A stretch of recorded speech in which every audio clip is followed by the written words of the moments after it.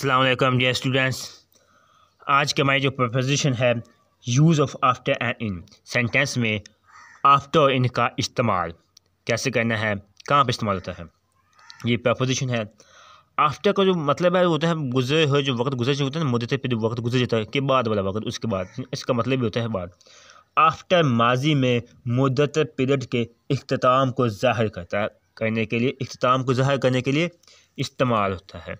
और इन मुस्तकबिल में मुद्दत पीरियड वक्त के पीरियड के इख्तिताम को ज़ाहिर करता है। जैसे ही केम टू लाहौर, वो लाहौर आया आफ्टर 6 ईयर, वो 6 सालों के बाद आया। ये जो वक्त गुजर गया, जो वक्त गुजरे हुए वक्त के लिए इस्तेमाल होगी प्रपोजिशन, वहाँ पर आफ्टर का इस्तेमाल यानी पास्ट के लिए। अब आगे, आई शैल रिटर्न इन 3 ईयर्स, मैं 3 सालों के अंदर वापस आ जाऊँगा। यानी जो मुस्तकबिल में जो वक्त होगा ना, उसके लिए इस्तेमाल होगा, वो इन का इस्तेमाल होगा। आफ्टर मुद्दत पीरियड के इख्तिताम और इन मुद्दत पीरियड के मुस्तकबिल के लिए इस्तेमाल होता है।